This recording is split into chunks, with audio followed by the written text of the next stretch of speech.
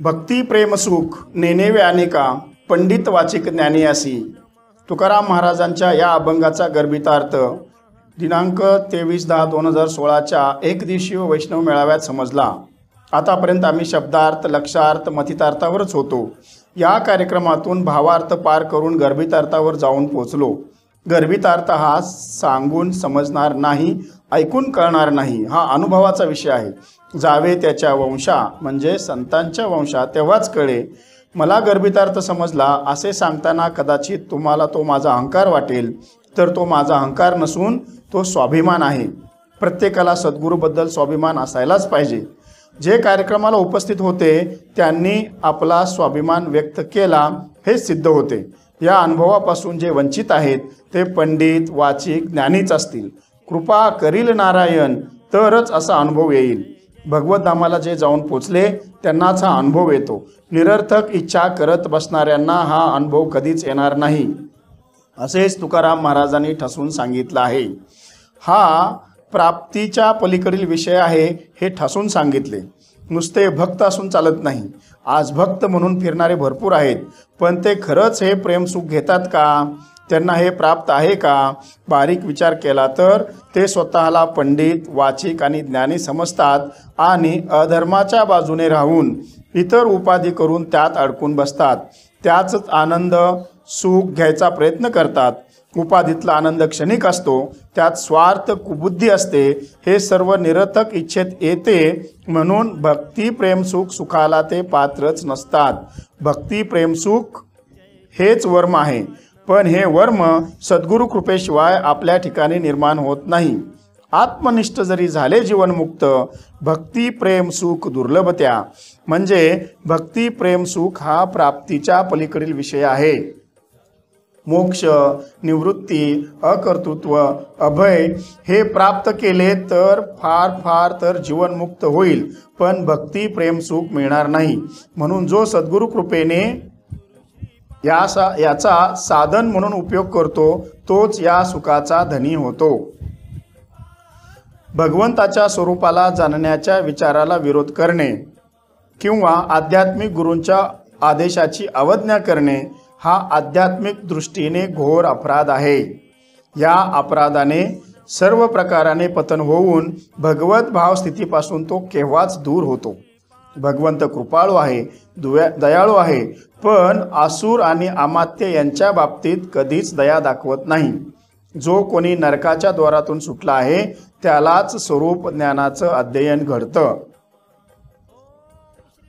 निर्भयता, सत्वगुणी, साधेपणा, दानत्व, संयम, त्याग, शांती, विनयशीलता, नम्रता, लीनता, स्वस्वरूपाबद्दल दृढ निश्चय, संतांच्या पायी विश्वास, उत्साही, मान सन्मानाच्या अभिलेषापासून मुक्त, प्राप्त कर्मात दक्ष, प्राकृतिक दोष काढण्याच्या वृत्तीचा तिटकारा, वितंडवादापासून दूर, ईश्वरी ज्ञानाबद्दल जिज्ञासू, निरर्थक इच्छेचा त्याग हे दैवी गुण आहेत।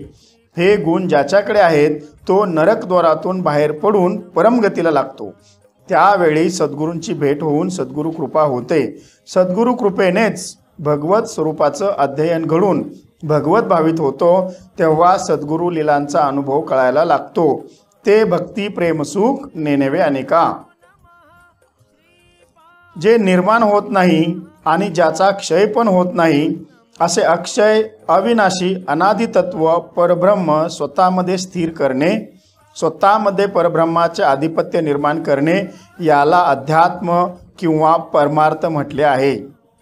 परमार्थ करणे ही एक शीघ्र परमगतीची अवस्था आहे। यात पूर्व भूतभेदाने किंवा द्वैत भावाने निर्माण झालेले चांगले अथवा वाईट संस्कार नष्ट होतात आणि झालेल्या कर्माची पूर्णता होऊन त्याच्यासाठी कोणतेच कर्म शिल्लक राहत नाही। तो मायेच्या आवरणाखाली येत नाही किंवा माया त्याला काहीच करू शकत नाही।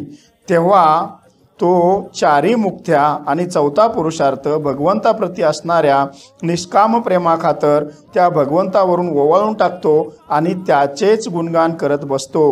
हेच त्या ईश्वराचे यथार्थ भजन असते। असा महात्मा जेथे असेल ते तीर्थक्षेत्र बनतं। अशा महात्म्याला माझा अनंत कोटी साष्टांग दंडवत। रूपात असलेले दैवत हे पुरातन असतात, मग ते कोणीही असो, राम, कृष्ण, हरी, श्रीपाद वगैरे. पुरातन दैवतांना भजतात ते भूतकाळात जातात व पुन्हा खालच्या योनीत जन्ममरणाच्या फेऱ्यात सापडतात.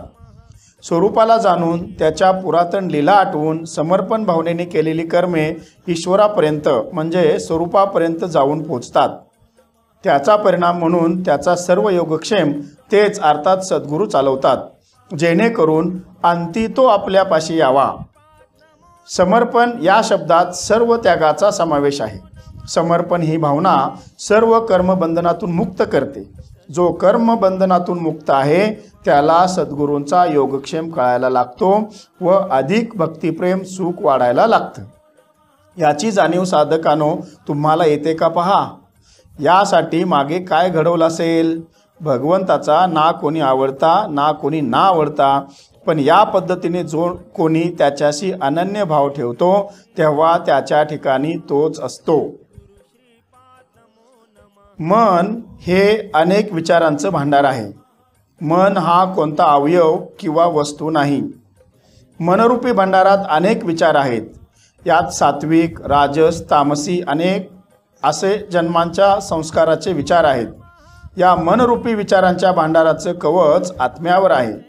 आता या मनरूपी विचारांच्या भांडारात जसे विचार आहेत तशी गती आत्मा घेत असतो.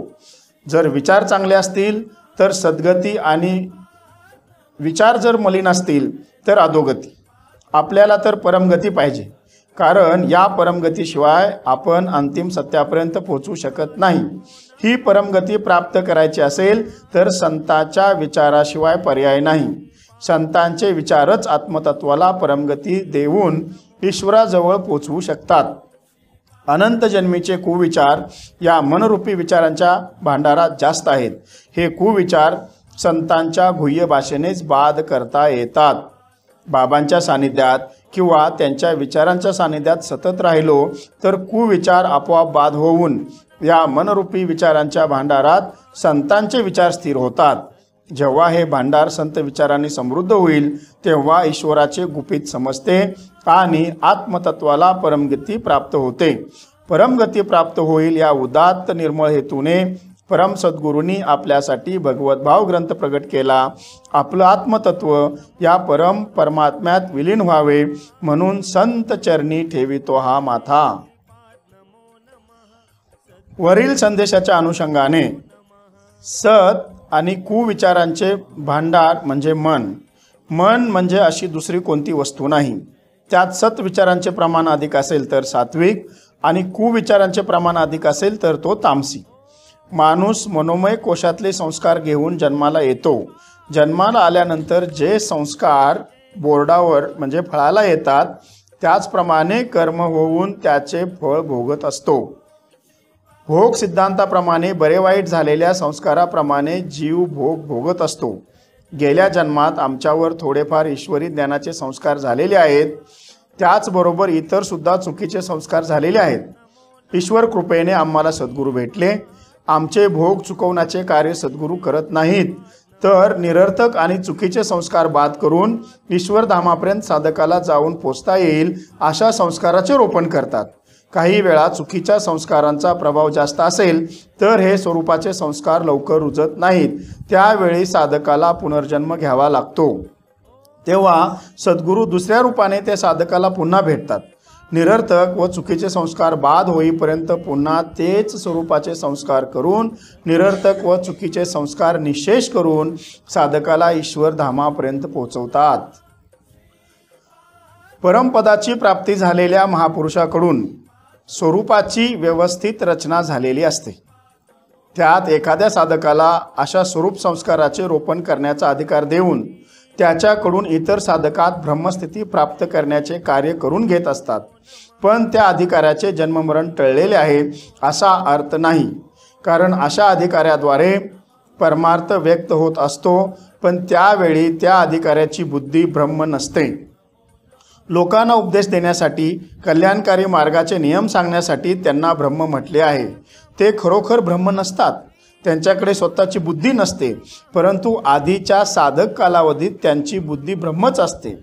पण महात्मा किंवा अधिकारी म्हणून वावरत असतो तेव्हा त्याची बुद्धी भ्रष्ट झालेली असते. स्वतः महात्मा आहे याचा त्याला मिथ्याभास झालेला असतो.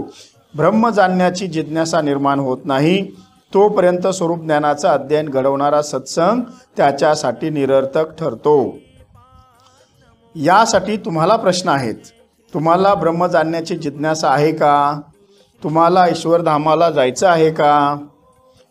मग मी अधिकारी महात्मा या भावात राहू नका. मग आता बारीक विचार करा.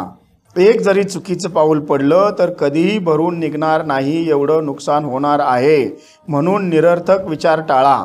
अर्ध्या हळकुंडाने पिवळे होण्याचा प्रयत्न करू नका.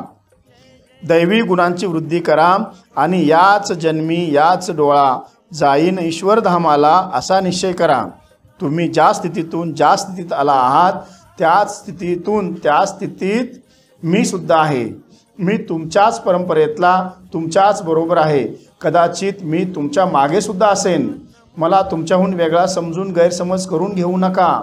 कृपया फार तर वासरात लंगडी गाय शानी म्हणा. मी लहानाहून लहान आणि महानाहून महान. सद्गुरूंनी मला नम्र बनवलं, इतकं नम्र बनवलं की लहान आणि महान यातला भेदच काढून टाकला.